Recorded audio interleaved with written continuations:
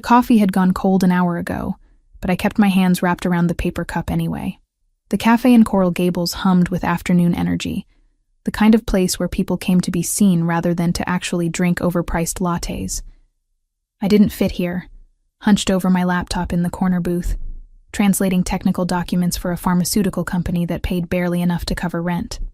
My back ached from the weight I carried now, 5 months of it pressing against my spine no matter how I shifted in the uncomfortable wooden chair. The maternity jeans I'd bought secondhand dug into my sides, and I'd stopped trying to hide the swell of my stomach under oversized sweaters. There was no hiding it anymore. The document on my screen blurred as I rubbed my eyes. Medical terminology in 3 languages, due by midnight, and I was only halfway through.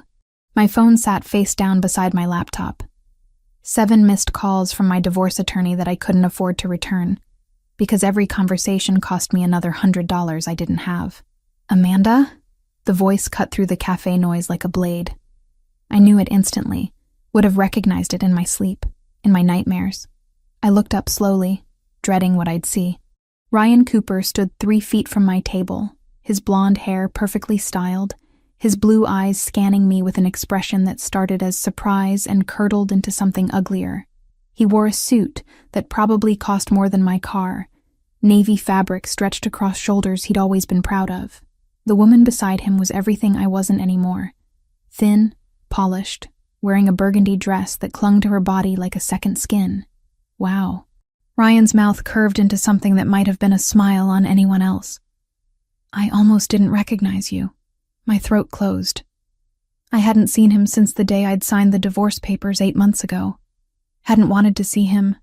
Had rerouted my entire life to avoid this exact moment. Ryan, my voice came out steady, which felt like a victory. I didn't know you came here. I don't usually. His gaze dropped to my stomach, lingered there with an expression I couldn't read. Clearly you do, though. When did this happen? The woman beside him shifted, her manicured hand sliding possessively around his arm. She looked me up and down with the kind of assessment women give each other in bathrooms and parking lots. The silent calculation of threat level. I apparently didn't register as one. I should get back to work. I reached for my laptop, but Ryan moved closer, blocking my exit from the booth. Come on, don't be like that. I'm just surprised, that's all. He glanced at his girlfriend, then back at me. You look different. Different. I repeated the word flatly. Yeah, you know. He gestured vaguely at me, and I watched his face arrange itself into false concern. You've gained weight. A lot of it. I mean, I know the divorce was hard, but stress eating isn't the answer, Amanda. You should really take care of yourself. Heat flooded my face. The cafe seemed to shrink around us, other conversations fading into white noise. I was suddenly, acutely aware of every person who might be listening, might be watching Ryan Cooper tell his fat ex-wife that she'd let herself go. I'm not stress eating. The words came out harder than I intended. No? His eyebrows lifted in exaggerated surprise. Then what's your excuse? Because you used to be so careful about your figure. Remember when you wouldn't even eat carbs after 6? And now look at you. His girlfriend laughed, a tinkling sound that made my hands curl into fists under the table. Ryan, leave her alone. Maybe she's just happy now. Happy. Ryan snorted. Is that what we're calling it? I tried to stand, but he didn't move, his body blocking the narrow space between the booth and the next table. My laptop bag was on the seat beside me, my phone just out of reach. The pregnancy made me slower, clumsier, and Ryan knew it. I could see the knowledge in his eyes, the way he'd positioned himself deliberately. Excuse me. I kept my voice level. I need to go. Where? Got another shift at some dead-end job? He leaned against the table, casual, like we were old friends catching up. Because I heard you're doing translation work now. That must pay really well, judging by everything. His gesture encompassed my whole life. The cheap clothes, the battered laptop, the corner booth in a cafe I couldn't actually afford. The baby I carried alone because the father had signed away his rights the moment he found out. Disappeared so fast I'd half convinced myself I'd imagined him entirely. Move, Ryan. I'm just worried about you. His tone shifted, became almost gentle, which was somehow worse. This isn't healthy. You're eating for 2 now, I guess. But you don't have to eat for 10. Maybe you should see someone, a therapist or a nutritionist or something. My vision tunneled. I was going to be sick. Right here in this expensive cafe with its exposed brick walls and Edison bulbs. I pressed one hand to my stomach, feeling the baby kick against my palm, and wished desperately for the ability to disappear. The lady asked you to move. The voice came from behind Ryan, low and controlled, with an accent I couldn't quite place. Italian, maybe, or something close to it. Ryan stiffened, then turned. The man standing there was taller than Ryan, broader, with black hair and dark eyes that seemed to absorb light rather than reflect it. He wore a black suit that fit him like it had been created specifically for his body, and there was something in the way he stood, utterly still and completely relaxed, that made Ryan take an involuntary step backward. Sorry, man. We're just talking. Ryan's voice had changed, lost some of its edge. This is my ex-wife. We're catching up. No. The man's gaze moved to me, held for a moment, then returned to Ryan. You're leaving. It wasn't a question. Wasn't even really a threat. Just a statement of fact, delivered in that same even tone that somehow made the cafe feel colder. Ryan's jaw tightened.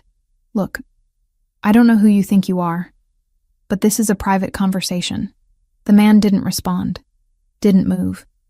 But something changed in the air around us, and suddenly there were 2 other men standing nearby, both wearing dark suits, both watching Ryan with expressions that suggested they'd be very happy if he gave them a reason to do something other than stand there. Ryan's girlfriend tugged on his arm. Ryan, let's just go. Yeah. Ryan forced a laugh that didn't sound convincing even to him. Yeah, we should grab our table anyway. Good seeing you, Amanda. You should really watch what you're eating, though. For the baby's sake. He walked away quickly, his girlfriend's heels clicking against the tile floor as they disappeared toward the back of the cafe. The stranger watched them go, then turned to me. You okay? I managed a nod, though my hands were shaking so badly I had to clasp them together in my lap. Thank you. You didn't have to do that. Yes, I did. He gestured to the empty seat across from me. May I? Every instinct screamed at me to say no, to gather my things and leave, to not accept help from a man who had 2 bodyguards and moved through the world like he owned it. But my legs felt weak, and I wasn't sure I could stand without embarrassing myself further. Okay. He sat, movements economical and precise. Up close, I could see the faint lines at the corners of his eyes, the shadow of stubble along his jaw, the way his dark eyes assessed me without making me feel judged. He was older than Ryan, maybe late 30s, and carried himself with the kind of confidence that came from never having to prove anything to anyone. I'm Joseph. He didn't offer his hand, seemed to understand that I wasn't ready for touch. Amanda. He repeated it like he was testing the weight of the name. That man. Your ex-husband? Yes. The admission tasted bitter. He's an asshole. A startled laugh escaped me, surprising us both. Yeah, he is. Joseph flagged down a server, a young man who appeared instantly at his elbow. Water for the lady, and whatever she was drinking, but hot this time. I'm fine, really. You're shaking. His tone left no room for argument. The server disappeared, returned within moments with a glass of ice water and a fresh latte that probably cost $12. I wrapped my hands around the cup, letting the heat seep into my palms. Thank you. I meant it. For the coffee and for... Before. I have sisters. Joseph's expression softened slightly. 2 of them. I know what it looks like when a man is trying to make a woman feel small. We sat in silence for a moment. Around us, the cafe continued its afternoon rhythm, oblivious to the small drama that had just unfolded. Ryan and his girlfriend were seated at a table near the window, his back deliberately turned to us. Is he the father? Joseph asked quietly. No. The answer came quickly, reflexively. No. The father signed away his rights when he found out. He wanted nothing to do with this. I gestured at my stomach. The swell of life that Ryan had turned into something shameful, something worth mocking in a crowded cafe. Then he's a fool. The simple certainty in Joseph's voice made my throat tight. I took a sip of the latte. Let the heat and sugar ground me back in my body. I should let you get back to your meeting. I nodded toward the table where his men still stood, watching. Thank you again. Where do you live? The question should have felt invasive. Instead, it felt practical. Like he was already planning something and just needed the details. Kendall, it's not far. Let me drive you home. That's not necessary. Maybe not. Joseph stood, pulling a card from his jacket pocket and placing it on the table between us. But I'm offering anyway. My car is outside. I looked at the card. Heavy cream stock, embossed with a name and phone number. No company, no title, just Joseph Rinaldi and 10 digits that felt like a lifeline I didn't know I needed. I drove here. My car is in the lot. Then one of my men will drive it to your apartment. He said it like it was already decided, like my protests were anticipated and dismissed before I could voice them. You shouldn't drive when you're this upset. He was right, though I hated admitting it. My hand still shook, and the thought of navigating Miami traffic while trying not to cry felt impossible. Okay? The word came out small. Thank you. Joseph's car was a black SUV parked directly in front of the cafe, hazard lights blinking like rules didn't apply to it. One of his men opened the back door for me, and I climbed in, sinking into leather seats that probably cost more than my entire car. Joseph slid in beside me, giving my address to the driver in that same controlled voice. The car pulled into traffic smoothly, and I watched Coral Gables slide past the tinted windows, everything looking softer through the darkened glass. Your ex-husband. Joseph's voice pulled my attention back. Does he bother you often? No. I haven't seen him since the divorce. I didn't even know he came to that cafe. But he knows where you live. The question sent ice down my spine. No. We sold the house. He doesn't know my new address. Good. Joseph settled back against the seat. Keep it that way. We rode in silence for a while. The driver navigated the streets with practiced ease, and I realized Joseph must make this trip often, must know these roads as well as I did. Maybe better. What do you do? I asked finally. For work, I mean. Import and export.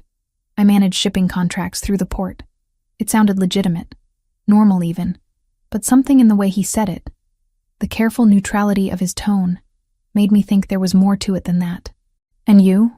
He turned the question back to me. Translation work? Freelance. Medical documents mostly. Technical manuals. Whatever pays. That sounds difficult. It is. I couldn't remember the last time someone had acknowledged that, had seen the work for what it was instead of treating it like something I did to pass the time. But I can do it from home, and the hours are flexible, which I'll need when the baby comes. When are you due? 4 months. June. Joseph nodded, processing this information with the same calm focus he seemed to apply to everything. The car pulled up outside my apartment building, a modest complex that had seen better decades. The driver parked smoothly, and Joseph's other man appeared with my laptop bag and purse, items I hadn't even remembered leaving at the cafe. Thank you. I took my things, clutching them like armor. Really, for everything. Joseph pulled out another card, identical to the first. If you need anything, if your ex shows up again, if you just need someone to call, use this number. I will. I probably wouldn't, but the gesture settled something in my chest. I mean it, Amanda. His dark eyes held mine. Anytime, for any reason.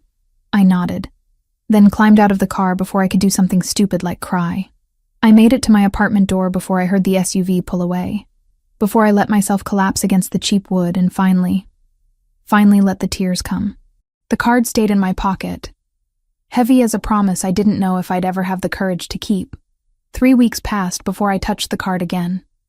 It had lived in my wallet, pressed between expired grocery store coupons and my driver's license, a secret I carried everywhere but never acknowledged.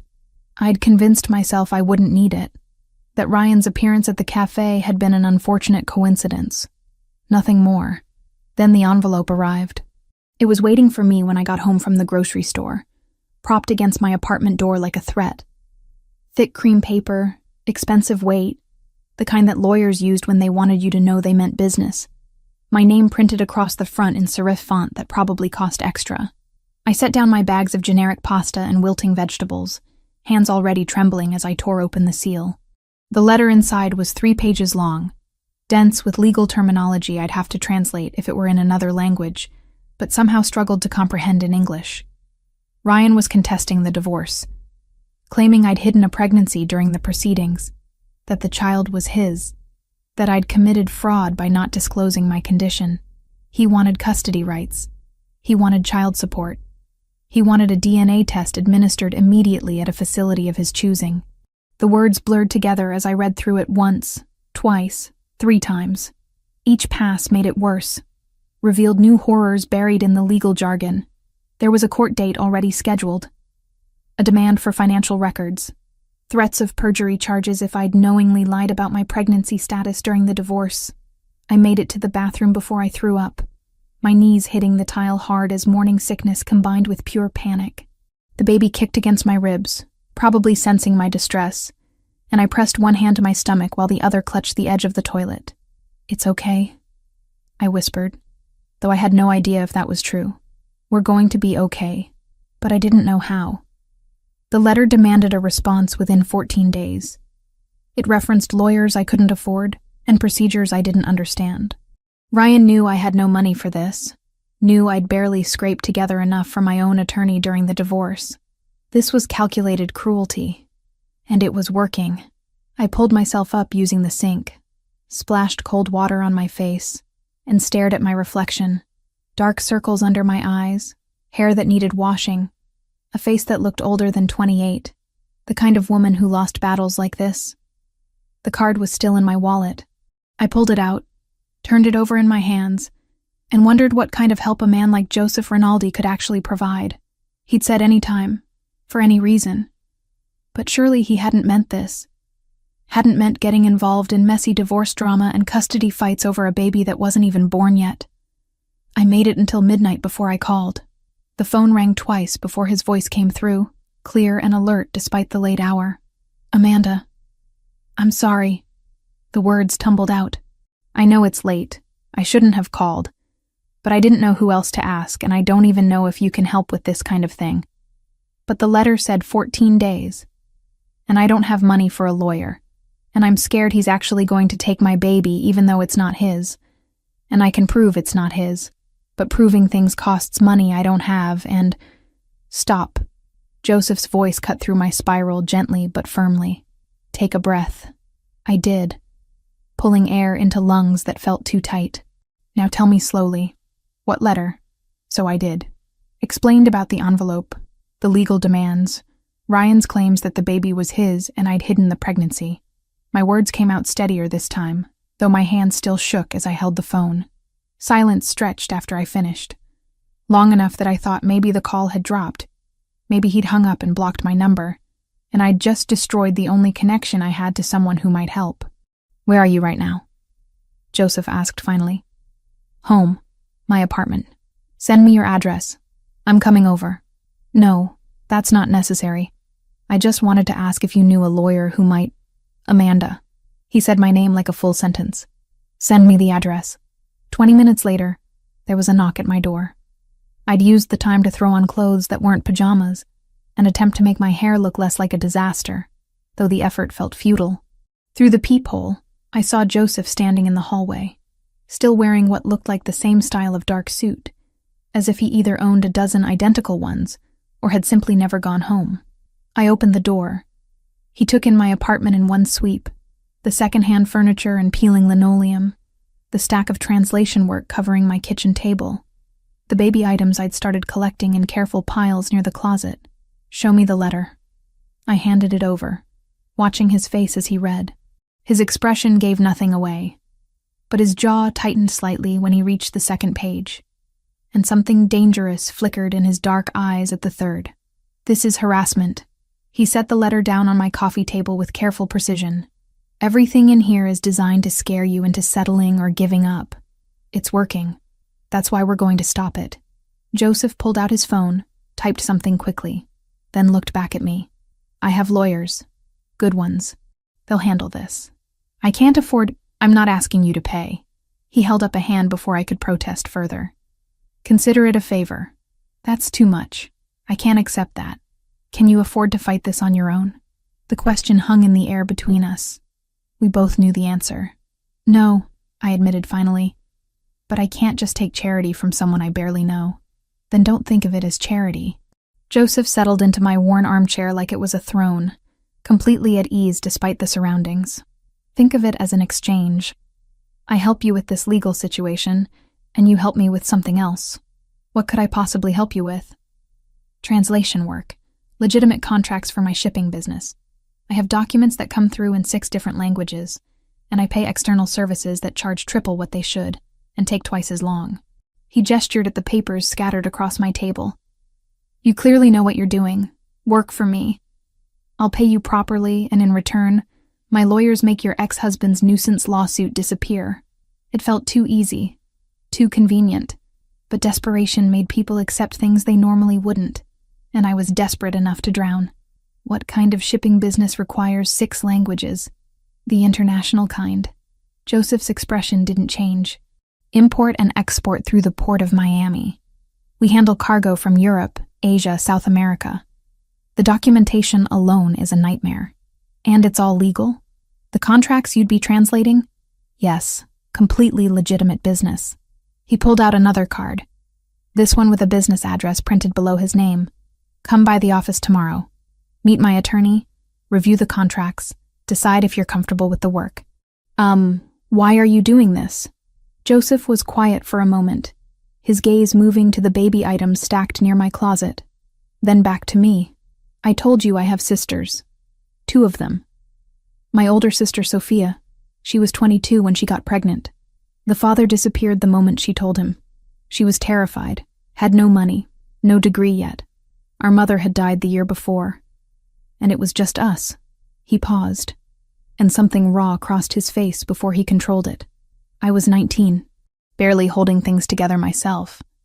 But I watched her try to do everything alone. Watched her cry at night when she thought I couldn't hear. Watched her get smaller and scared and broken. I swore then that if I ever had the power to help someone in that situation, I would. The honesty in his voice made my throat tight. Is she okay? Your sister? She's a lawyer now. Runs half my business operations. Her son is 16. Plays basketball. Wants to be an engineer. A genuine smile touched Joseph's mouth briefly. She's more than okay. But she shouldn't have had to struggle like that. And neither should you. I looked at the letter on my coffee table, at the threat it represented, then back at Joseph, at this strange man who'd appeared in my life 3 weeks ago, and was now offering me a way out of drowning. Okay, I said. I'll come to your office tomorrow. Good. Joseph stood, pulled a business card from his jacket, and wrote something on the back before handing it to me. That's my personal cell, not the office line. If anything happens before tomorrow, if your ex shows up or contacts you, call me immediately. Thank you. The words felt insufficient for what he was offering. Really, I don't know how to repay this. Work hard, do good translations. That's payment enough. He moved toward the door, then paused. And Amanda? Stop thanking me. You're not asking for a handout. You're accepting help you deserve and agreeing to earn it. There's no shame in that.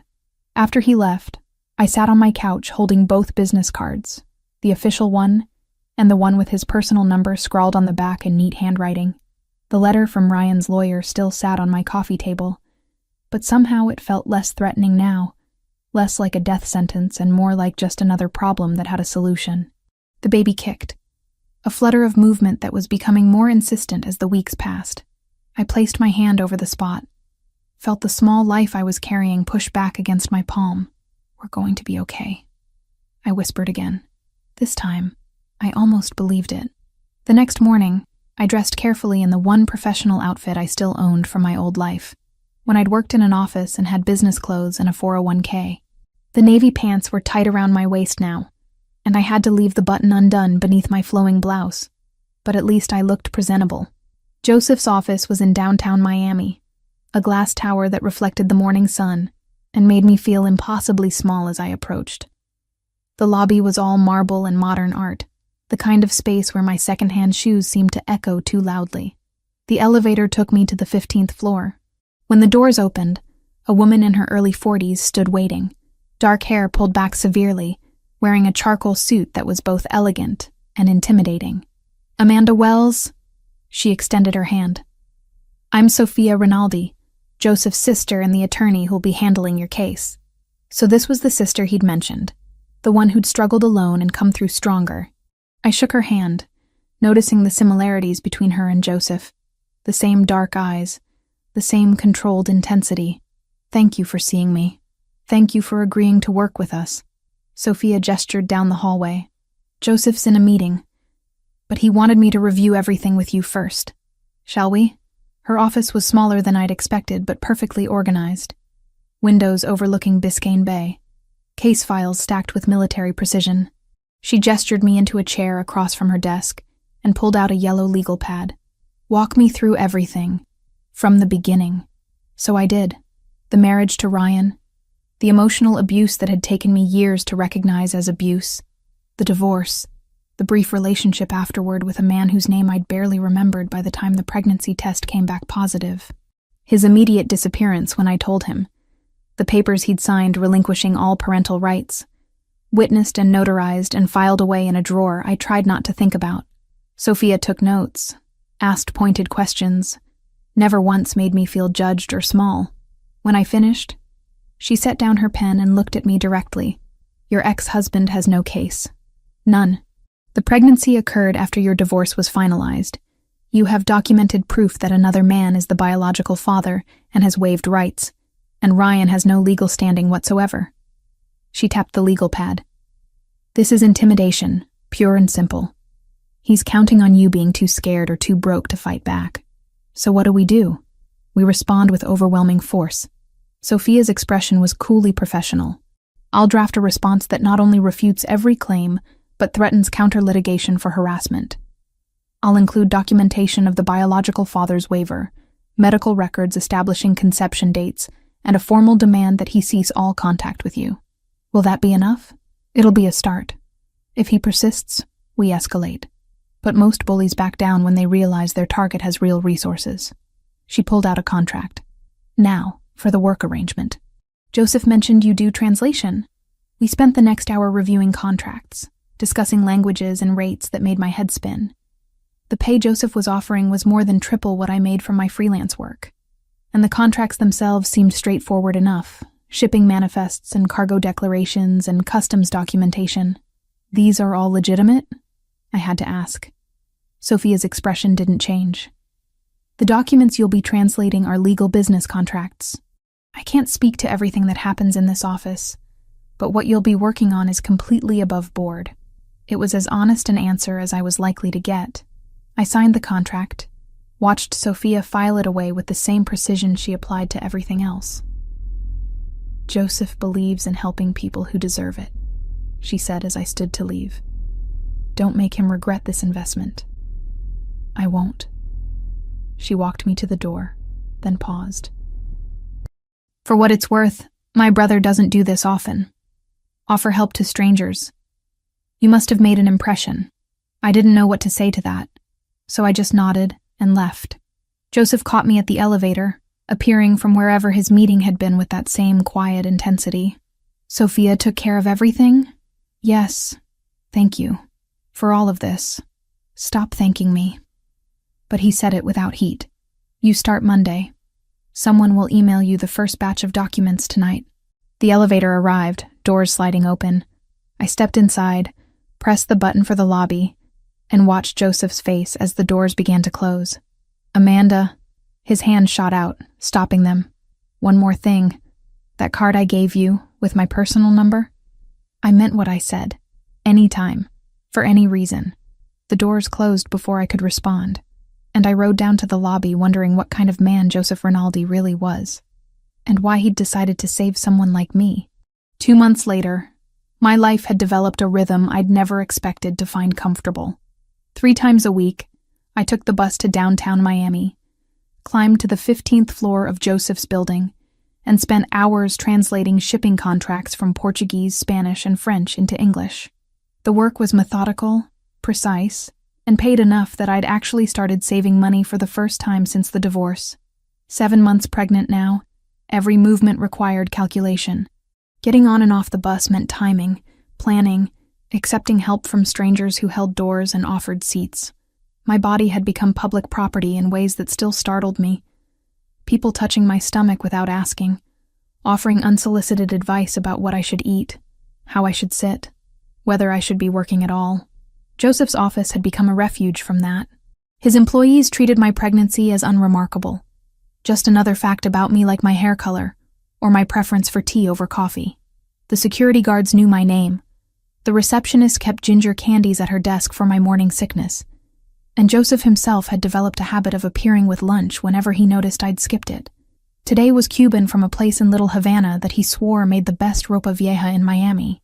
He set the containers on the small desk I'd claimed in a corner office, then settled into the chair across from me, without asking if I minded the company. "You're working too hard." He nodded at the stack of translated documents piling up beside my laptop. "I'm working the normal amount. You're the one who gave me all these contracts. Because you're good at it. Sophia says your translations are better than the service we used before, and you finish faster." He opened his own lunch, the smell of beef and peppers filling the small space. "But you should take breaks. You're allowed to take breaks." "I take breaks. You eat lunch at your desk while translating. That doesn't count." I closed my laptop with exaggerated patience. "Fine. I'm taking a break." Happy? Thrilled. But he was smiling slightly, that rare expression that softened his face and made him look younger than his 36 years. We ate in comfortable silence.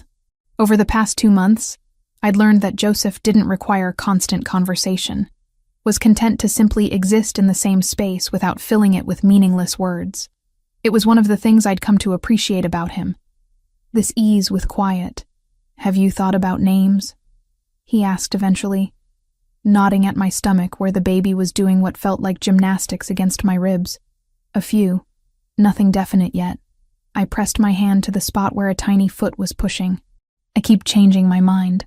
My nephew, Sophia's son." She didn't name him until 3 days after he was born, just called him the baby, until she found something that fit. It was the most personal information Joseph had shared about his family beyond the basic facts I already knew. I'd learned to notice these small offerings, the way he'd occasionally drop details about his life like breadcrumbs I was meant to follow, but not examine too closely. "What's his name?" "Gabriel. He's 16 now, plays basketball, wants to study engineering." Pride colored his voice. "Smart kid. Reminds me of Sophia at that age, stubborn and certain about everything. She seems like she'd be certain about most things. She is. It's why she's such a good lawyer." Joseph finished his lunch, started collecting the empty containers. "Actually, she wants to meet you properly, not as your attorney but as my sister. She's been asking about you." Something nervous fluttered in my chest. "Why?" "Because I talk about you, apparently. Enough that she's noticed." He said it matter-of-factly, like this was normal information and not something that made my pulse quicken. "She's coming by the office this afternoon. If you're still here, maybe the 3 of us could have coffee. I should be finishing the Brazilian shipping contracts." "Amanda." He gave me a look. "Take the break." So 3 hours later, I found myself in Joseph's actual office, a massive space with floor-to-ceiling windows overlooking Biscayne Bay, sitting across from Sophia Rinaldi, while Joseph made espresso at a machine that probably cost more than my car. Sophia had softened since our first meeting, or maybe I'd just gotten better at reading her. She wore less formal clothes today, dark jeans and a cream blouse, her hair loose around her shoulders instead of pulled back severely. But her dark eyes still assessed me with that same intensity Joseph had, taking in details I wasn't sure I wanted noticed. "So," she accepted the espresso Joseph handed her. "You've been working here 2 months. How are you finding it?" "Good. The work is straightforward and everyone's been welcoming." "That's not what I asked." Sophia's directness was gentler than it might have been. "I asked how you're finding it. Being here. Working with my brother." I glanced at Joseph, who'd settled behind his desk with his own espresso, watching this interaction with what looked like amusement. "It's been helpful. More than helpful. I don't know where I'd be without the work or the legal help with Ryan. Speaking of which, your ex backed off completely after we sent our response." No further contact, no legal filings, nothing. Sophia pulled out her phone, scrolled through something. His lawyer advised him to drop it, told him he had no case and pursuing it would only cost him money and potentially result in a harassment suit. Relief washed through me, though I'd been trying not to think about Ryan, not to give him space in my head. Good, that's good. It is. Sophia set down her phone. But I'm not here to discuss your legal case. I'm here because Joseph has been talking about you for 2 months, and I wanted to understand why. Sophia. Joseph's voice held a warning. What? I'm being direct. She should know that you've been talking about her, that you care about how she's doing, whether she's eating properly, if she's stressed about the baby, that you've been more focused on one person than I've seen you focus on anything in years. Heat flooded my face. Joseph's expression had gone carefully neutral, but something tense had entered his posture. I employ Amanda. I want to make sure she's taken care of. That's normal. You don't bring lunch to any of your other employees 3 times a week. Sophia's tone was mild, but her gaze moved between us with calculation. You don't ask about their lives, or check if they're tired, or offer to drive them home when it rains. He drives you home? I asked, turning to Joseph. Twice, when there were storms. He said it defensively. The buses stop running reliably and you're pregnant. My point, Sophia continued, ignoring both of us, is that my brother doesn't do this. He doesn't get personally involved. So either you're very good at manipulation, which I doubt, or there's something genuine happening here that neither of you has acknowledged yet. The silence that followed felt heavy. I could hear the espresso machine hissing in the background.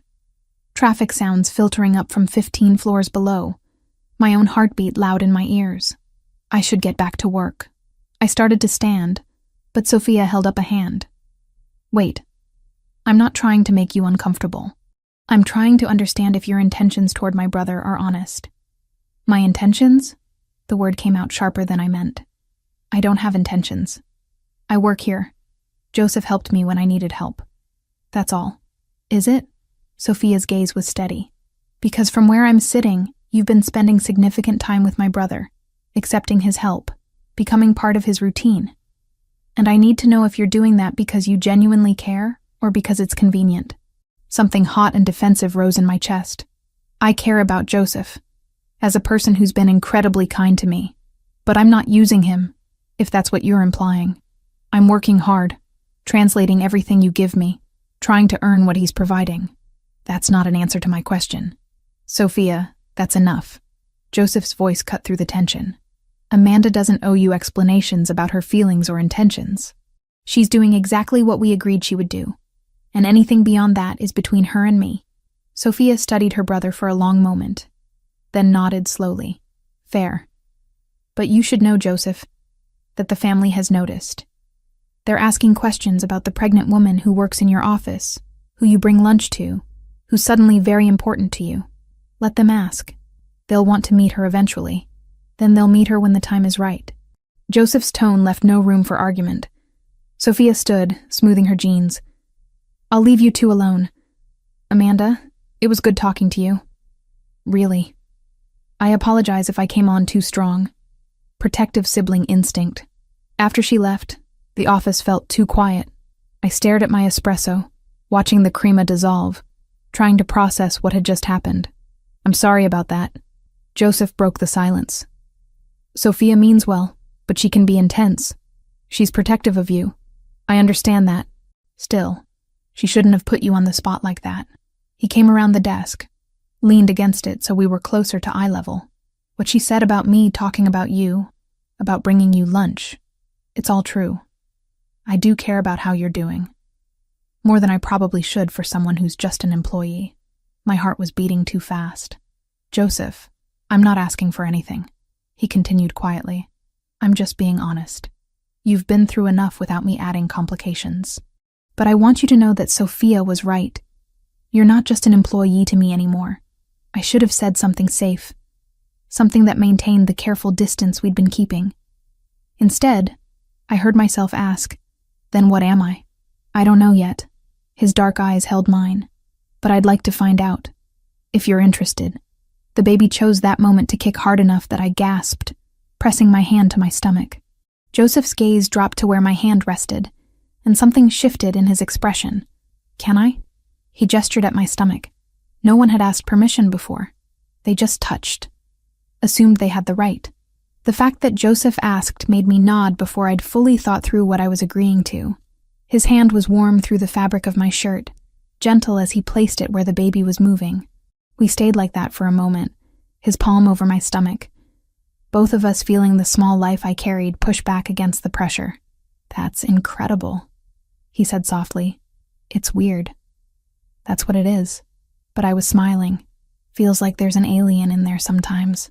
A very active alien. He pulled his hand back, but didn't step away. "Have you thought about what happens after? After the baby comes?" I try not to think too far ahead. It's overwhelming. You'll need help. Someone to watch the baby while you work, or time off to recover, or just someone to be there when things get hard. I'll figure it out.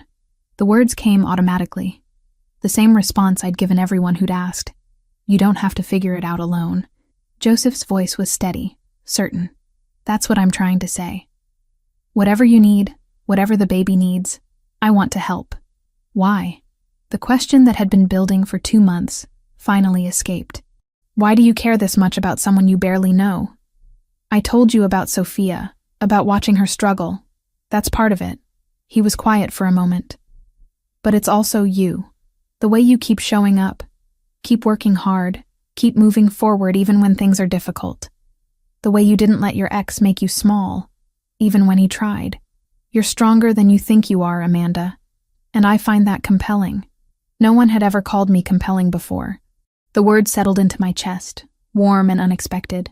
I should get back to those Brazilian contracts, I said finally, because I didn't know what else to say, how to respond to this man who'd somehow become central to my life without either of us planning it. Take them home. Work tomorrow instead. Joseph moved back behind his desk, giving me space again. You've been here since 8 this morning. That's enough for today. I gathered my things, hyper-aware of his presence as I packed up my laptop. At the door, I paused, turned back. Joseph. What Sophia asked about my intentions. I do care about you. More than I probably should, too. His expression softened. Good. That makes this less complicated. Or more complicated. Maybe. But I've never been afraid of complicated. I left before I could say anything else. Anything that might push us past the careful line we'd been walking. But as I rode the elevator down to the lobby, I touched my stomach where his hand had rested, and wondered what it meant that I wanted him to touch me there again. Wanted him to be part of this in ways I hadn't let myself imagine before. The baby kicked in response, and I took it as agreement. The contraction hit while I was translating a Portuguese customs declaration, a sudden tightening across my abdomen that made me gasp and grip the edge of my desk. 8.5 months, still 2 weeks before my due date, and my body had apparently decided it was done waiting. I breathed through it, counting seconds the way the online videos had taught me, waiting for it to pass. When it did, I checked the time on my laptop. 10 in the morning. Joseph was in a meeting with potential shipping partners. Something about expanding routes to Argentina that Sophia had mentioned would take at least 2 hours. 20 minutes later, another contraction came. Stronger this time, sharp enough that I had to stand and pace the small office, one hand pressed to my lower back. This wasn't practice. This was real, and it was happening too fast. I pulled out my phone with shaking hands, pulled up Joseph's contact. He'd told me to call any time, but interrupting his meeting for this felt like overstepping some invisible boundary we'd been carefully maintaining for weeks. The third contraction made the decision for me. He answered on the first ring. Amanda? What's wrong? I think I'm in labor. My voice came out steadier than I felt. I'm sorry. I know you're in a meeting, but the contractions are getting closer, and I don't think I should take the bus to the hospital and... Stay where you are. I'm coming. The line went dead. I managed to gather my laptop and purse before the next contraction hit. This one strong enough that I had to lean against the desk and focus on breathing. The baby had been active all morning, pressing against my ribs and spine like it was trying to find an exit. Joseph appeared in less than 5 minutes, still wearing his suit jacket, his face composed but his eyes sharp with concern. He took in my position against the desk, the way I was breathing through another contraction, and moved immediately to my side. How far apart? His hand settled on my back, applying gentle pressure that somehow helped. Maybe 15 minutes? They started about an hour ago. Okay, we're going to Baptist Hospital. I already called ahead, they're expecting you. He helped me straighten as the contraction passed, then retrieved my bags with his free hand. Can you walk? Yes, I'm fine. Really, it's just... Another contraction cut me off, and Joseph's arm came around my waist, supporting my weight. You're not fine. You're in labor. Stop pretending otherwise. The elevator ride down felt eternal. Joseph kept one hand on my back, murmuring something in Italian that I didn't understand but found comforting anyway. His driver was waiting when we reached the lobby, the black SUV already running. Joseph helped me into the back seat, then slid in beside me. The driver pulled into traffic smoothly, but every bump in the road sent jolts of discomfort through my body. Another contraction came, stronger than the ones before, and I heard myself make a sound I didn't recognize. Breathe. Joseph's hand found mine, let me squeeze as hard as I needed. We're almost there. 5 more minutes. This is too early. I'm not ready. I don't have everything I need at home yet, and I haven't finished the nursery corner and... Amanda. His voice cut through my spiral. None of that matters right now. Right now, you just need to focus on breathing and getting to the hospital. Everything else, we'll handle later. Baptist Hospital materialized through the window, all glass and concrete and promise of help. Joseph had the door open before we'd fully stopped, his arm around my waist again as he guided me toward the entrance. A nurse with a wheelchair was already waiting, clipboard in hand. Amanda Wells? She was efficient, professional, getting me into the chair without fuss. We have a room ready for you. When did contractions start? I tried to answer, but Joseph did it for me, relaying times and intervals with precision, while I focused on not screaming through another contraction. The hospital moved around us in a blur of hallways and automatic doors and concerned faces. Someone put a hospital gown in my hands. Someone else hooked monitors to my stomach. A doctor appeared, young and competent, explaining that premature labor at 36 weeks wasn't ideal, but also wasn't dangerous. That the baby would likely be fine, but might need some extra monitoring. Through all of it, Joseph stayed. He answered questions when I couldn't, held my hand when the contractions peaked, spoke to the medical staff with the same calm authority he brought to everything. When the doctor asked if he was the father, he didn't correct them, just said he was staying regardless. You don't have to. I managed between contractions. This wasn't part of our agreement. You've already done enough. Stop talking about agreements. He brushed damp hair from my forehead. I'm staying because I want to. Because you shouldn't do this alone. The labor progressed faster than anyone expected. 4 hours of increasing pain, of breathing techniques that stopped working, of nurses checking dilation and making encouraging sounds that felt condescending, until suddenly they weren't. Suddenly it was time to push, and there were more people in the room, and Joseph was beside me saying things I couldn't quite hear over the roaring in my ears.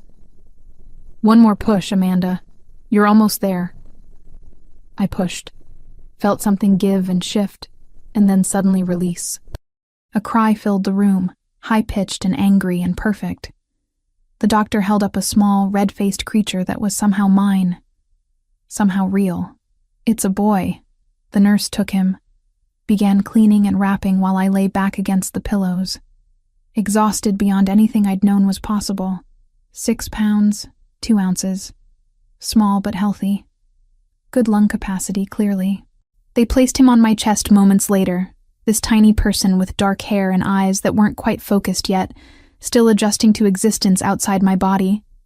He was warm and solid, and terrifying in his fragility. Hey, my voice came out cracked. Hey, you decided to come early, huh? The baby made a small sound.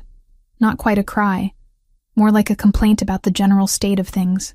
I touched his tiny hand, watched his fingers curl reflexively around mine. When I looked up, Joseph was standing a few feet away, staring at the baby with an expression I'd never seen on his face before. Something raw and unguarded, like he was watching something miraculous happen, and didn't quite know how to process it. Do you want to hold him? I asked. Joseph moved closer slowly, like he was afraid sudden movement might break something. The nurse showed him how to support the head, how to cradle the small body against his chest. When she transferred the baby to his arms, Joseph's whole demeanor changed, became even more careful, more present. "He's so small." Joseph's voice was barely above a whisper. "He's actually good-sized for premature. The doctor said he'll probably be fine after a few days of monitoring."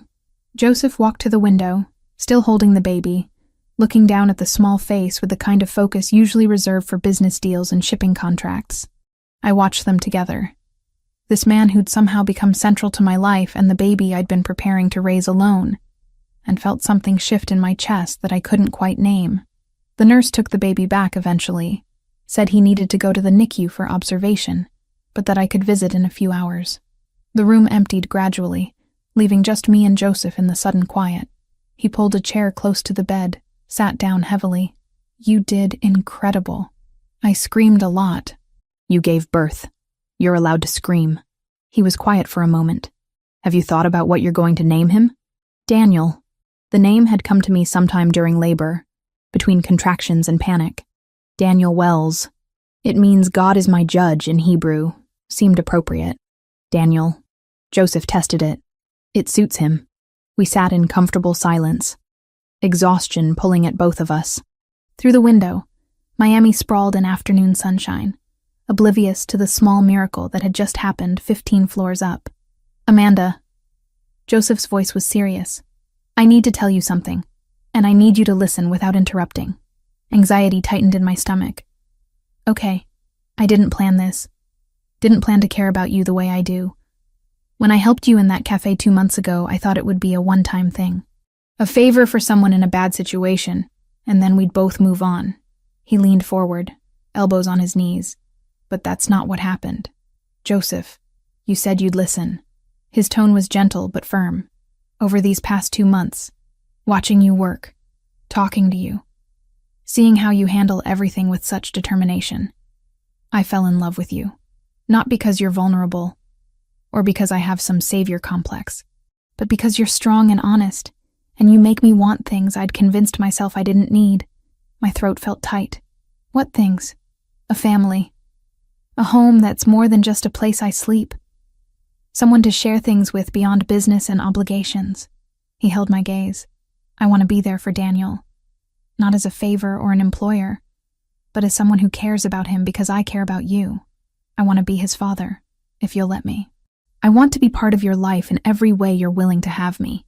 Tears were sliding down my face before I could stop them. "I'm a mess. I have a newborn baby and no real career, and an ex-husband who might cause problems, and I come with so much baggage. I don't care about any of that." Joseph moved to sit on the edge of the bed, careful not to jostle me. "I care about you. About the woman who keeps showing up every day, who works hard, who protected her baby from someone who tried to take him before he was even born. That's who I fell in love with. I love you too." The admission felt easier than I expected. "I've been trying not to, trying to keep things professional and appropriate. But I love you." He kissed me then, gentle and careful, mindful of everything I'd just been through. When he pulled back, his hand came up to cup my face. "Then let me do this. Let me be there for you and Daniel, not as your boss or your benefactor, but as someone who wants to be part of your family. What if you change your mind? What if you realize this is too much responsibility?" "I won't." His certainty was absolute. "I've been responsible for people my entire adult life. I raised my sisters after our parents died, built a business, made decisions that affected hundreds of employees. But I've never wanted any of it the way I want this. Want you." A nurse knocked before entering, checking monitors and vital signs, breaking the moment, but not the feeling that had settled between us. After she left, Joseph stayed on the edge of the bed, holding my hand. "I need time to process," I said finally. "Not because I don't believe you, but because this is huge and I'm exhausted and I just gave birth and I can't make life-changing decisions right now." "That's fair." He brought my hand to his lips, kissed my knuckles. "Take all the time you need. I'll wait. What if I take months? Then I'll wait months." What if Daniel keeps you up all night crying and you hate it? Then I'll be tired and still here. His expression was soft. I'm not going anywhere, Amanda. That's what I'm trying to tell you. Whatever this takes, whatever you need, I'm staying. The baby was brought back 2 hours later, cleared for rooming in since his vital signs were strong and he was feeding well. Joseph was still there, had never left despite the uncomfortable chair and the long hours. He watched me try to figure out breastfeeding with a patience I didn't deserve, called the nurse when I couldn't get Daniel to latch properly, held the baby while I dozed off between feedings. When I woke in the early evening, soft light filtering through the window, Joseph was standing by the glass with Daniel in his arms, speaking quietly in Italian. I couldn't understand the words, but the tone was unmistakable. It was the sound of someone making promises, offering protection, claiming family. Daniel made a small sound of contentment, and Joseph looked down at him with that same unguarded expression from earlier. Then he glanced up, saw me watching, and smiled. He likes Italian, apparently. What were you saying to him? That he's safe, that he's loved, that no one will ever hurt him if I have anything to say about it. Joseph carried Daniel back to the bed, transferred him carefully to my arms. Basic promises, the kind fathers make. You're already acting like his father. That's because I already think of him as my son. Joseph's hand rested on Daniel's head, so large against the tiny skull. If you'll let me. I looked at this man who'd appeared in my life at my lowest point, who'd offered help without conditions, who'd fallen in love with me somewhere between translation contracts and Cuban lunches. Then I looked at my son, at the life we'd created from circumstance and necessity, and something that had grown into much more. Okay, I said. Yes, be his father. Be part of this family we're building. Joseph's smile transformed his face, made him look younger and more vulnerable than I'd ever seen. He leaned down, kissed my forehead, then Daniel's. Thank you, he whispered, for trusting me with this, with both of you. Outside, Miami continued its evening rush, people heading home to families and lives that didn't include us. But in this hospital room, with Joseph's hand covering mine where we both held Daniel, I felt like we'd just started something that mattered more than anything else in the world. 3 months after Daniel was born, I woke to the sound of singing.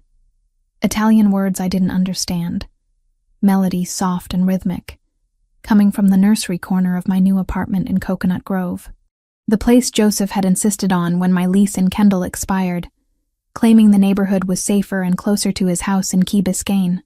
I padded barefoot across hardwood floors, stopping in the doorway to watch Joseph change Daniel's diaper at 3 a.m, singing what sounded like a lullaby while our son kicked his legs and made gurgling sounds of protest. You're supposed to be sleeping, Joseph said without turning around, somehow knowing I was there. So are you. You have meetings in 4 hours. Daniel doesn't care about my meetings. He finished securing the fresh diaper, scooped Daniel up against his chest. Do you, little man? No, you just care about being fed and changed and held. Very reasonable priorities. I watched them together in the dim glow of the nightlight. This man in expensive pajama pants and a wrinkled t-shirt cradling my son, like he'd been doing it his entire life instead of just 3 months. Joseph had been true to his word, showing up every day, learning to navigate feedings and diaper changes, and the mysterious art of getting an infant to sleep. What were you singing? Old Italian lullaby my mother used to sing. Something about stars and sailing ships. He swayed gently, Daniel's eyes already drooping closed again. Sophia taught it to me when Gabriel was born. Said it was the only thing that worked when he wouldn't sleep. Joseph had moved some of his things into my apartment gradually over the weeks. A drawer of clothes that became 2. A toothbrush in the bathroom. Business files spread across my kitchen table. We hadn't discussed what we were doing. Hadn't put labels on the routine we'd developed, but it felt like building something permanent. Come back to bed, I said. He'll be asleep in a minute. Already is. Joseph carried Daniel to the crib, laid him down with practiced care. The baby stirred but didn't wake, his small chest rising and falling steadily. Back in bed, Joseph pulled me against his side, his warmth seeping into my perpetually cold feet. We'd shared a bed for 6 weeks now. Though we'd been careful about physical intimacy, both of us aware that I was still recovering and adjusting to motherhood. But this The casual touching and sleeping intertwined felt more intimate than anything else. "Sophia wants to have dinner this weekend," Joseph said into the darkness. "Her, Gabriel, and my other sisters. They want to meet Daniel properly." Anxiety tightened in my chest. "All of them?" "Maria and Julia have been patient, but they're getting insistent. Maria especially. She has 3 kids, and apparently Daniel needs to meet his cousins." He felt my tension, his hand rubbing circles on my shoulder. "They're going to love you, I promise." "What if they don't? What if they think I'm taking advantage of you? Or that I trapped you with a baby that isn't even yours?" "Stop." Joseph shifted to face me, his features barely visible in the ambient light from the street. "First, Daniel is mine in every way that matters. Second, my family knows me well enough to know I don't get trapped into anything. If they think anything, it's that I'm lucky you gave me a chance. That's not how this works. You're the one who saved me. We saved each other." His thumb traced my cheekbone. "You gave me a reason to want something beyond business, to build a real life instead of just existing between deals and obligations." I kissed him then, slow and deep, feeling him respond immediately. His hand slid under my shirt, warm against my skin, and I pressed closer until he pulled back slightly. "Are you sure? The doctor said 6 weeks, and it's been 6. It's been long enough." I cut him off. "And I'm sure." What followed was careful and tender, Joseph treating me like something precious that might break, both of us learning each other's bodies in the quiet hours before dawn. When it was over, we stayed tangled together, breathing synchronized, and I felt the last walls I'd been maintaining around my heart crumble completely. "I love you," I whispered against his chest. "I love you too." His arms tightened around me. "Both of you. This family we're building." Daniel woke an hour later, hungry and insistent. Joseph brought him to me in bed, settled beside us while I fed the baby, his hand resting on Daniel's back. In moments like this, I could almost forget the complications of how we'd gotten here. Could pretend we were just a normal family waking up to face another day. The illusion shattered a week later. I was walking Daniel in his stroller through the parking lot of our apartment building, enjoying the slice of sunshine and cooler air that had finally broken Miami's relentless humidity. Joseph was at the office dealing with some shipping emergency, and I decided fresh air would help Daniel sleep better for his afternoon nap. The black sedan appeared too quickly, pulling in front of me and blocking my path. 2 men stepped out, both wearing dark suits that immediately marked them as dangerous. My hands tightened on the stroller handle, every maternal instinct screaming at me to run. "Amanda Wells." The taller one spoke with a thick Russian accent. "We just want to talk. I have nothing to say to you." I tried to move around them, but they shifted to block me. "Mr. Rinaldi has something that belongs to our employer. We thought perhaps his woman and child might encourage him to return it." Terror flooded through me, cold and sharp. These weren't random criminals.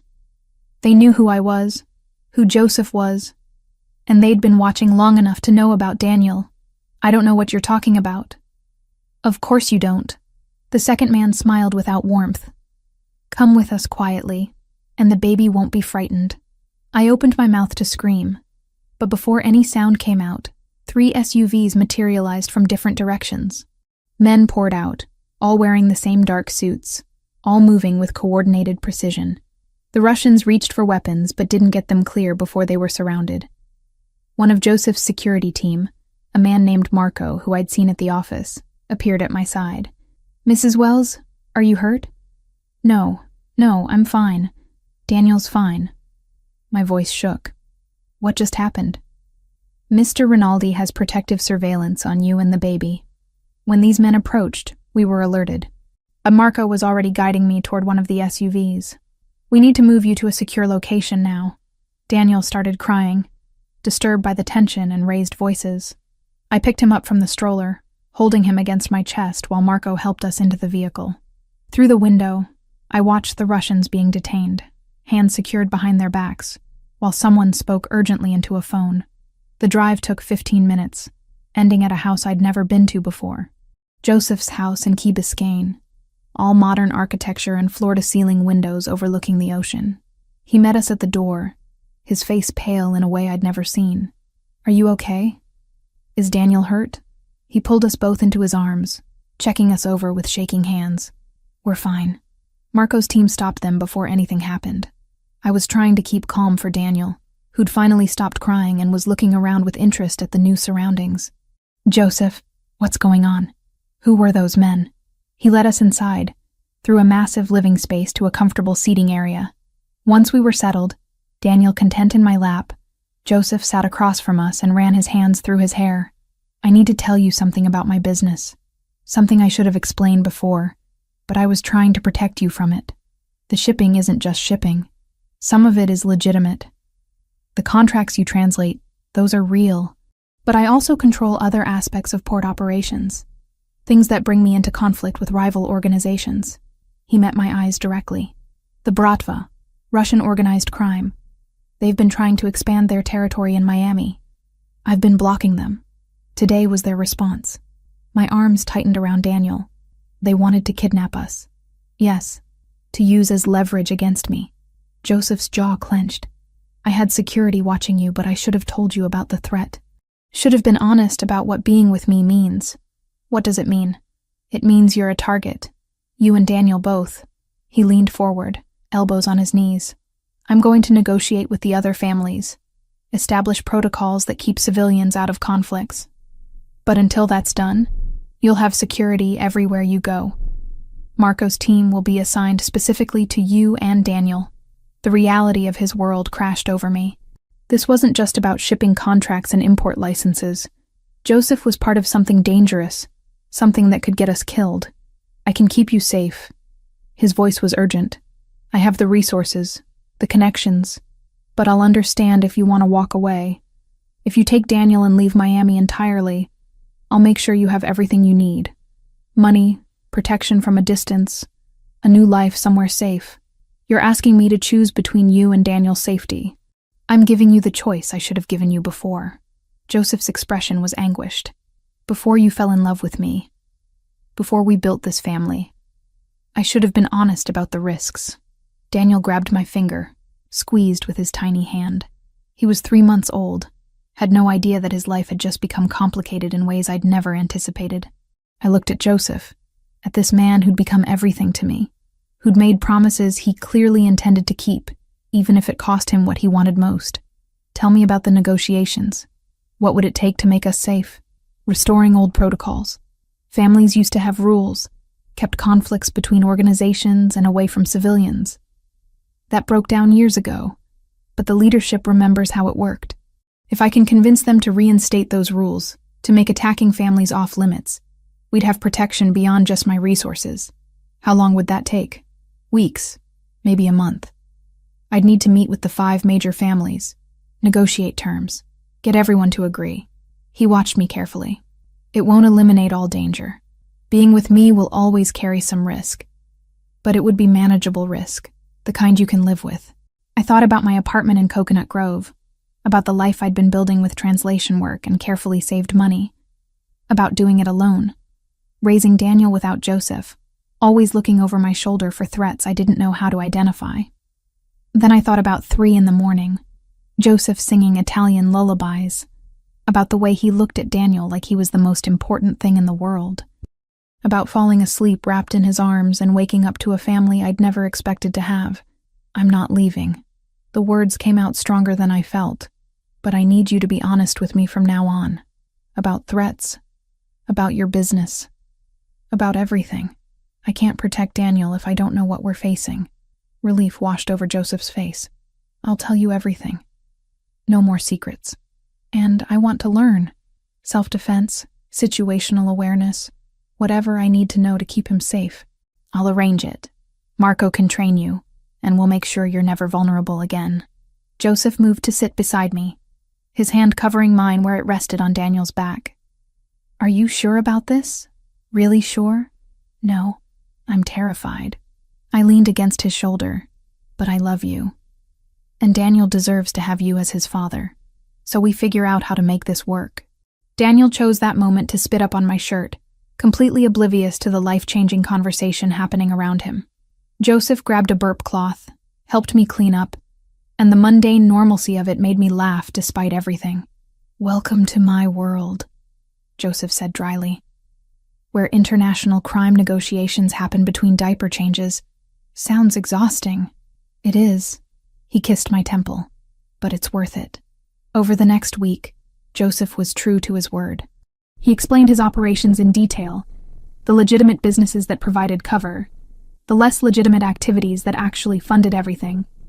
He introduced me to his security team properly, had Marco start teaching me basic awareness skills, and he began the delicate work of negotiating with Miami's other major families. Sophia became a regular presence, helping me understand the politics of Joseph's world, while also somehow becoming my friend. She brought Gabriel one afternoon. Let him hold Daniel and teach me about managing life in this strange intersection of normal and dangerous. You're handling this better than I expected, Sophia said, while Gabriel cooed at Daniel on the floor. Most people run when they understand what being part of this family means. I considered it, I admitted. But Joseph's worth the risk. He thinks the same about you. Sophia's expression was warm. I've never seen my brother like this. Settled. Content. You're good for him. 2 weeks after the parking lot incident, Joseph came home late from a meeting with tired eyes but a satisfied expression. It's done. All 5 families agreed to restore civilian protection protocols. You and Daniel are off limits to rival organizations. Just like that? Not just like that. It took negotiating territory concessions and establishing new dispute resolution procedures. But yes, we have peace, at least regarding families. I pulled him down to the couch, let him hold both me and Daniel while I processed this. So we're safe now? Safer. There's always some risk in my world, but it's manageable now, calculated. The kind of thing we can live with. He looked down at Daniel, who was drooling contentedly on his shirt. I want to make this official. Move in here properly. Merge our lives completely. We basically already live together. I want it to be real. Your name on documents. Daniel legally recognized as mine. A future we're building deliberately. Not just letting happen. His dark eyes held mine. What do you think? I thought about the apartment in Coconut Grove that had never quite felt like home. About this house with its ocean views and space for Daniel to grow. About Joseph singing Italian lullabies and changing diapers and negotiating with dangerous men to keep us safe. Okay? I said. Yes. Let's make it official. Daniel gurgled his approval, and Joseph laughed, the sound lighter than I'd heard from him in weeks. Outside, the ocean reflected sunset colors, and inside, we sat together like any family planning their future. The danger and complications just part of the landscape we'd learned to navigate. 6 months after the Russian incident, life had developed a rhythm that felt almost normal. Daniel was 9 months old now, crawling everywhere and pulling himself up on furniture with determined concentration. The house in Key Biscayne had become home in ways my old apartment never was, filled with baby toys and translation work spread across the dining table, and Joseph's presence in every room. I was working on a French shipping manifest when Joseph appeared in the doorway, leaning against the frame with his suit jacket off and his sleeves rolled up. He'd been in meetings all afternoon with potential partners from Barcelona, but the tension around his eyes suggested it hadn't gone well. Bad day? I saved my work and turned to face him. Complicated day. He crossed to where I sat, pressed a kiss to the top of my head. Where's Daniel? Napping, finally. He fought it for an hour. I caught his hand. Want to talk about the complicated part? Joseph settled into the chair beside me, fingers still laced with mine. The Barcelona deal fell through. My contact got nervous about working with me after the Russian situation. Said his investors don't want to be associated with someone who has that kind of heat. I'm sorry. It happens. The legitimate business side gets harder when the other aspects become public knowledge. He rubbed his free hand over his face. But it's frustrating when I'm trying to transition more operations into legal territory, and people won't give me the chance. Over the past months, I'd learned more about Joseph's work than I'd ever expected. The shipping business was real, but it shared space with smuggling operations and protection rackets, and the complex politics of Miami's underworld. Joseph had been trying to shift toward legitimacy, using the peace agreement with the other families as foundation for building something sustainable. There will be other deals, I offered. I know. It's just, he trailed off, then seemed to decide something. I've been thinking about the future, about what I want to build, not just for business, but for us. For Daniel. My heart picked up speed. Okay. I love you, Amanda. I love our son. I love this life we've created together.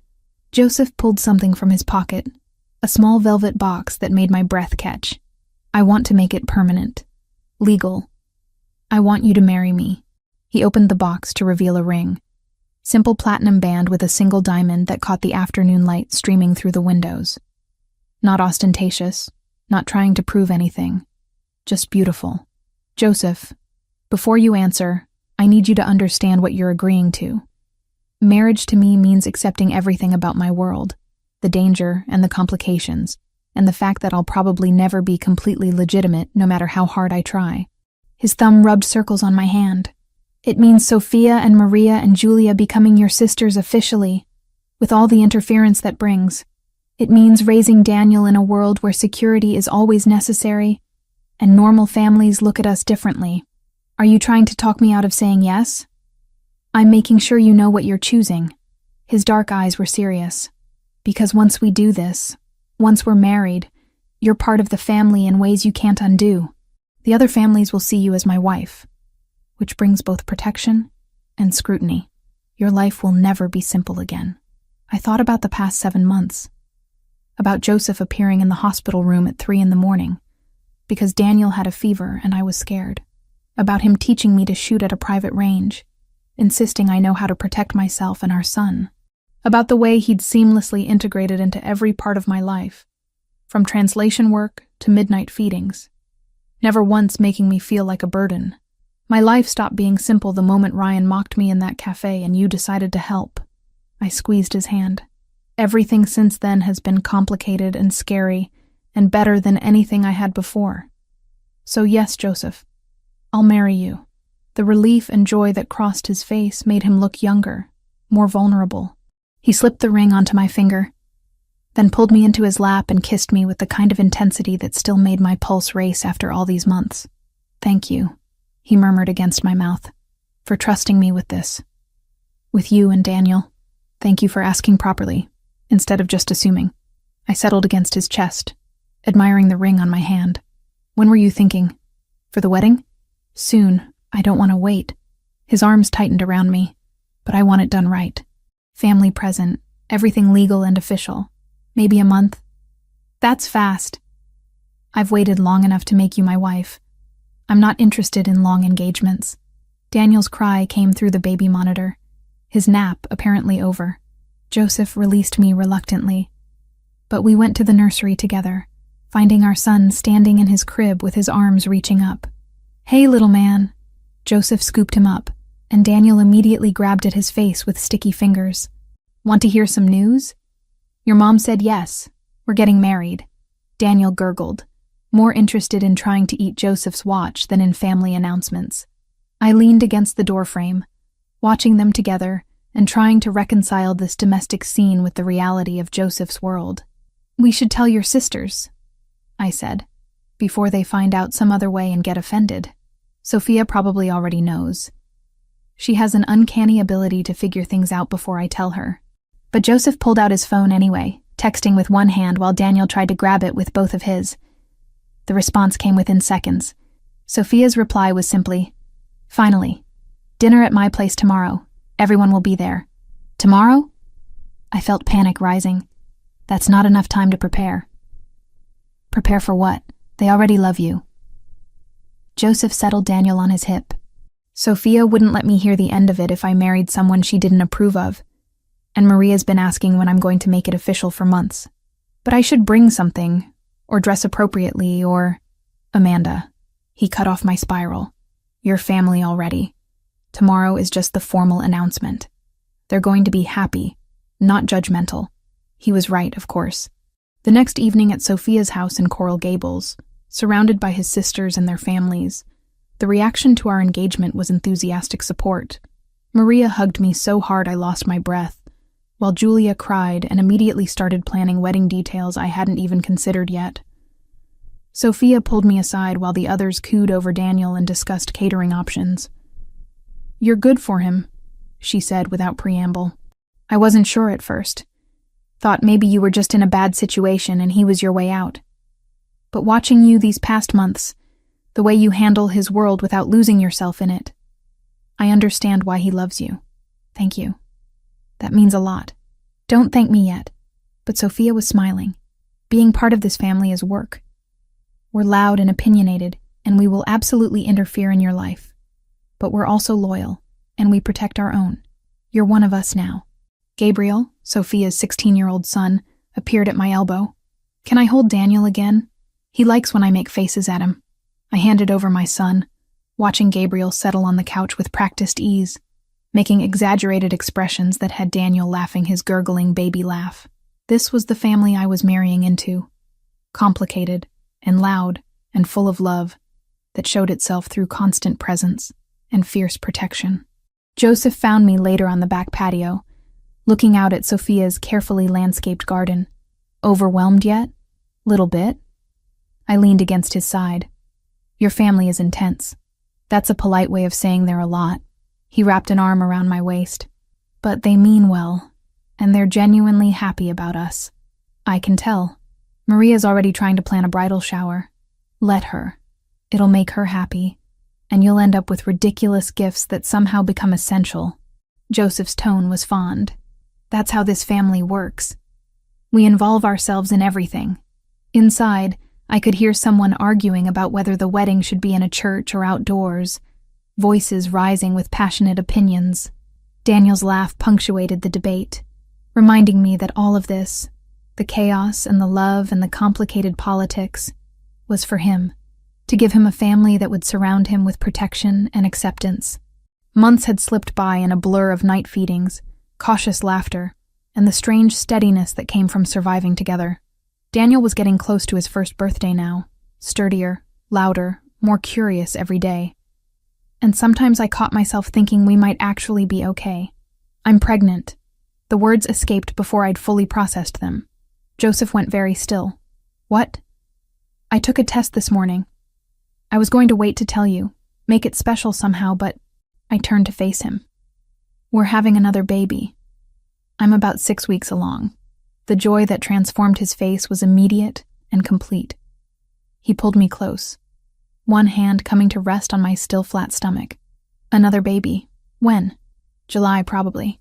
I'll need to see the doctor to be sure. Daniel will have a sibling close in age. Joseph's voice was thick with emotion.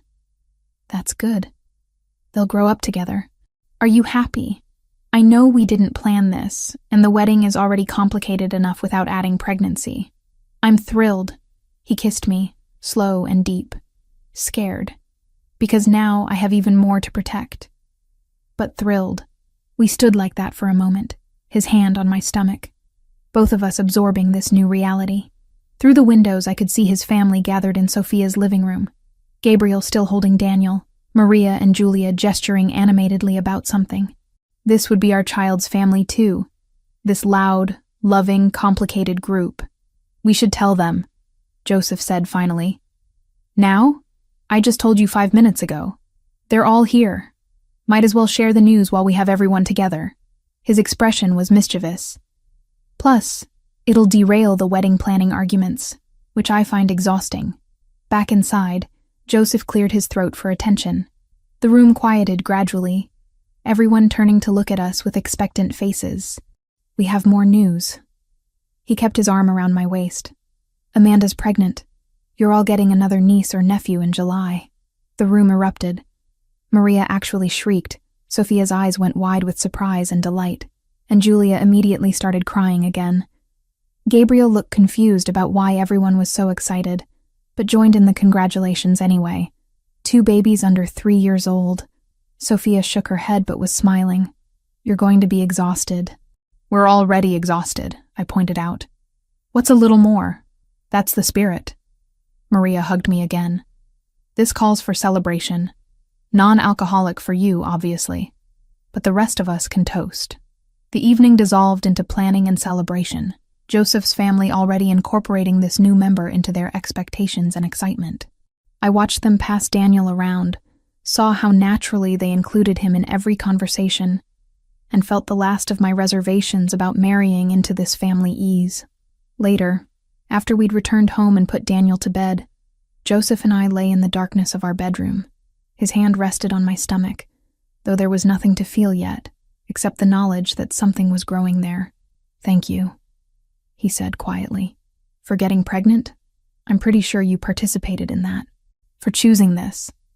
For choosing me in this complicated life. For giving Daniel siblings and making a family with me." His thumb traced circles on my skin. "I never thought I'd have this. Never let myself want it because my world seemed too dangerous for this kind of happiness. It is dangerous, but it's also ours." I covered his hand with mine. "We'll figure out how to keep them safe. Both of them. All of you." Joseph shifted to hover over me, his weight on his elbows. "You, Daniel, this new baby, and any other children we decide to have. That's my job now. Keeping all of you safe and happy. That's a big job. I've handled bigger." But his expression was serious. "I love you, Amanda. More than I thought I was capable of loving anyone. You know that, right?" "I know." I pulled him down for a kiss. "I love you too. Even when you're being dramatic about protecting us from threats that haven't even materialized yet. Someone has to worry. You're too busy being practical and handling everything with grace. One of us has to be." I ran my fingers through his hair. "Now stop talking and come here." He did. And for a while there was nothing but us and the life we were building together. Complicated and dangerous and absolutely worth every risk. Outside, Miami's night sounds filtered through the windows, and in the next room, Daniel slept peacefully, protected by more security than most people could imagine, and more love than any child could need. This was our life now. Imperfect, sometimes scary, but ours. And I wouldn't trade it for any amount of simple safety. 2 weeks after the engagement dinner, I stood in front of the full-length mirror in our bedroom, smoothing down the ivory silk dress that Sophia had helped me choose. Simple, elegant, with enough room in the bodice to accommodate the early pregnancy that only Joseph and his family knew about. My hair was loose, the way Joseph preferred it, with small white flowers tucked into the waves. "You look beautiful." Sophia appeared in the doorway, already dressed in a deep plum gown. "Ready?" Nervous. I turned from the mirror. "Is that normal?" "Completely normal. I cried through my entire wedding to Gabriel's father, and we divorced 3 years later." She crossed the room, adjusted one of the flowers in my hair. "But this is different. Joseph loves you in a way I've never seen him love anyone. You're doing the right thing." The ceremony was planned for the back garden of the Key Biscayne house, overlooking the ocean. Small and intimate, just Joseph's sisters and their families, a few trusted business associates, and Marco's security team positioned discreetly around the perimeter. Nothing elaborate. Nothing that would draw attention we didn't want. Maria appeared with Daniel, who was dressed in a tiny suit that made him look impossibly grown up for 9 months old. He reached for me immediately, and I took him carefully, mindful of my dress. "Your son has been charming everyone," Maria said. "Gabriel's been watching him while we got ready. He's good with babies. He gets it from you." I kissed Daniel's forehead. "Thanks for handling him while I was getting dressed." "That's what ants are for." Maria's expression turned serious. "Amanda, I know this world is scary sometimes. The things Joseph does, the dangers that come with being part of this family. But you should know that we protect our own absolutely. You and Daniel and this new baby, you're ours now. Nothing will hurt you while we're here." The certainty in her voice reminded me of Joseph. That same absolute conviction that family was worth any cost. Julia knocked on the doorframe. "It's time." Joseph's getting impatient downstairs. The walk down to the garden felt surreal. Sophia carried Daniel while I held a small bouquet of white roses, my hand shaking slightly as we approached the setup overlooking the water. Joseph stood under a simple arch decorated with more flowers, wearing a dark suit that made his eyes look almost black in the afternoon light. When he saw me, everything else faded. The guests, the security team, the elaborate setup. None of it mattered except the way he was looking at me like I was the only thing in the world worth seeing. The ceremony itself was brief. Traditional vows with a few personal additions. Joseph's voice steady as he promised to love and protect me and our children for the rest of his life. When it came time for my vows, I had to pause to steady my voice. "I promise to love you even when you're overprotective." To trust you with my life and our children's lives. To build this family with you, whatever that takes. I squeezed his hands. You saved me when I needed saving, and now I choose you every day. The officiant pronounced us married, and Joseph kissed me with enough intensity that someone in the audience whistled. Daniel, in Sophia's arms, made a complaining sound about being ignored, which made everyone laugh. The reception was casual, tables set up on the patio with Cuban food from Joseph's favorite restaurant, and a small cake that Maria had somehow managed to organize despite the short timeline. I moved through it in a daze, accepting congratulations and trying to eat something despite my stomach being nervous. Joseph found me by the railing overlooking the ocean, brought me a glass of sparkling water since I couldn't have champagne. You okay? You've been quiet. Just overwhelmed. Good overwhelmed. I leaned against his side. We're actually married now. We are. You're stuck with me officially. He wrapped his arm around my waist, his hand settling naturally over where our second child was growing. No backing out now. Wouldn't dream of it. We stayed like that for a moment, watching the sun start to sink toward the horizon, turning the water gold and orange. Behind us, I could hear his family laughing. Daniel's gurgling voice as Gabriel entertained him, the normal sounds of people who loved each other being together. I need to go to a meeting tonight. Joseph's voice was apologetic. The Russians want to renegotiate part of our agreement. It shouldn't take long, maybe 2 hours, but I need to be there. Tonight? On our wedding night? I know. I'm sorry. But this is important. And if I don't show it, looks like weakness. He turned me to face him. Stay here with security. Marco's team will be around, and my sisters are staying for dinner. I'll be back before Daniel's bedtime. I wanted to argue, wanted to insist that surely one night could wait, but I'd agreed to understand his world, and this was part of it. Business didn't stop for weddings or convenience. Okay, but you owe me. I'll make it up to you. He kissed me thoroughly. I promise. Joseph left an hour later, taking most of his security detail with him. Marco stayed behind with 2 other men, positioned around the property. Sophia and Maria were in the kitchen helping to clean up, their kids scattered through the house in various stages of sugar crash from wedding cake. I was changing Daniel's diaper in the nursery when I heard it. Glass breaking downstairs, then shouting. My heart stopped. Every maternal instinct screaming danger. I scooped Daniel up, held him against my chest, and moved to the door. Marco's voice came from the hallway, urgent but controlled. Mrs. Rinaldi, stay in the nursery. Lock the door. What's happening? Intruder. We're handling it. His footsteps were already moving away, down the stairs toward the commotion. I locked the door with shaking hands, backed away with Daniel, who was starting to fuss, sensing my fear. Through the floor, I could hear more shouting, furniture scraping, then a voice that made my blood run cold. Where is she? Where's Amanda? Ryan. He'd found me. Somehow, despite everything, he'd found where we lived, and decided tonight was the night to force a confrontation. I pulled out my phone, texted Joseph with trembling fingers. Ryan's here. Broke in. Security dealing with it. Then I set Daniel in his crib, away from the door, and looked around for anything I could use as a weapon. The shooting lessons Joseph had insisted on ran through my head. Stay calm. Assess threats. Protect what matters most. I grabbed a heavy bookend from the shelf, positioned myself between the door and Daniel's crib. Footsteps in the hallway. Someone tried the doorknob, found it locked. Amanda, I know you're in there. Ryan's voice was slurred, probably drunk. We need to talk. Go away, Ryan. You're trespassing. The police are already on their way. Police? He laughed, ugly and sharp. You think I care about the police? I came to see my son. Daniel isn't your son. We've been through this. You stole him from me. Stole my life, my wife, everything. Ran off with some rich criminal and act like you're better than me now. The doorknob rattled violently. I heard wood splintering, but the door held. Joseph had insisted on reinforced doors throughout the house, and I'd thought it was paranoid. Now, I was grateful. Ryan, stop. You're drunk, and you're making this worse. Just leave and we can forget this happened. Forget. Another impact against the door. You ruined my life, and you want me to forget? Below, I could hear Marco shouting orders, more footsteps thundering up the stairs.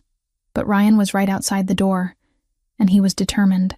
I set down the bookend, pulled out my phone again. If he got through the door, I needed evidence. Needed something that would put him away permanently. Ryan.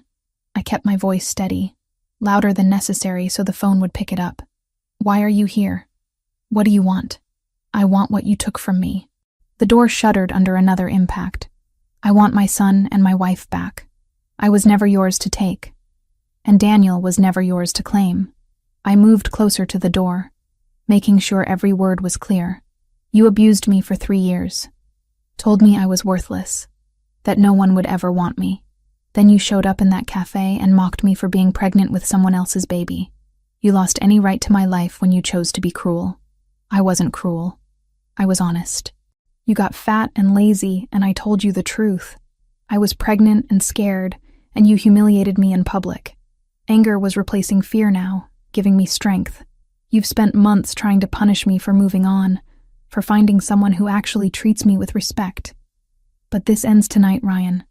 You're trespassing, threatening me and my child, and you're going to prison for it. The door burst open suddenly, the lock giving way. Ryan stumbled through, his face flushed and furious, and I saw in his hand what looked like a tire iron. You think your criminal husband can protect you from everything? He took a step forward.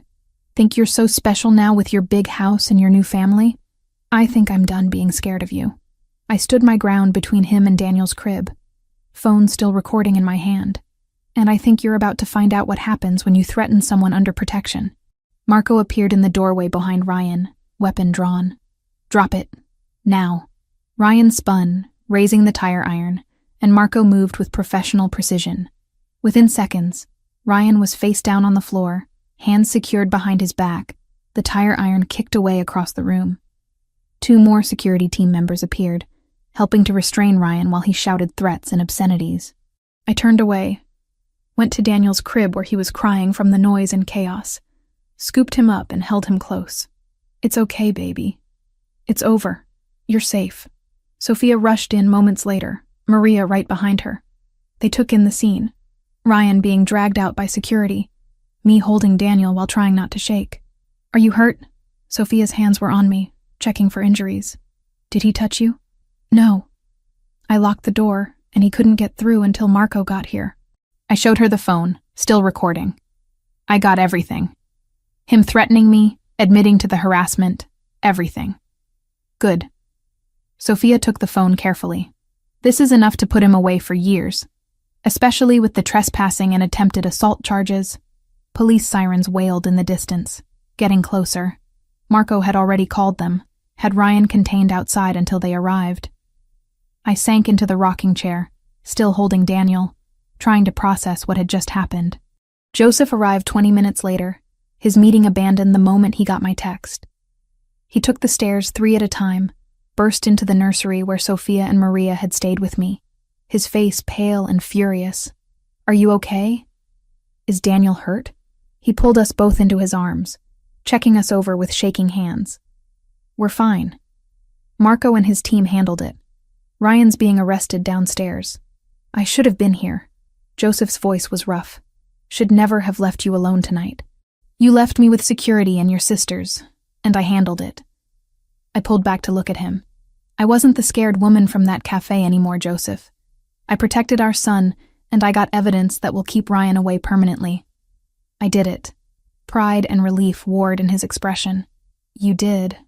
You were incredible. He kissed my forehead, then Daniel's. But I'm never leaving you alone again. Not for meetings, not for anything. That's not sustainable, and you know it. I don't care. He held us tighter. You're too important, both of you. The police took statements, collected the phone recording as evidence, and took Ryan away in handcuffs. He was charged with breaking and entering, trespassing, attempted assault, and violation of the restraining order that Joseph's lawyers had secured months ago. With the recording and witnesses, the prosecutor promised he'd see significant prison time. Later, after everyone had left, and Daniel was finally asleep, despite the evening's chaos. Joseph and I lay in bed in the darkness. "Some wedding night," I said. Not what I'd planned. His hand found mine under the covers. "But you were right earlier. You're not who you were when this started. You're stronger, capable. You protected our son when I wasn't here. I learned from the best." I shifted closer. Plus, I was really angry. Angry that he thought he could still intimidate me, that he crashed our wedding day, that he threatened Daniel. The anger made me brave. "Remind me never to make you angry." "Too late. You left our wedding for a meeting." "I did. And I'll spend the rest of our lives making that up to you." He rolled to face me, his hand settling on my stomach. "All three of you. Speaking of which, your daughter has been making me nauseous all day. I couldn't eat half the wedding food."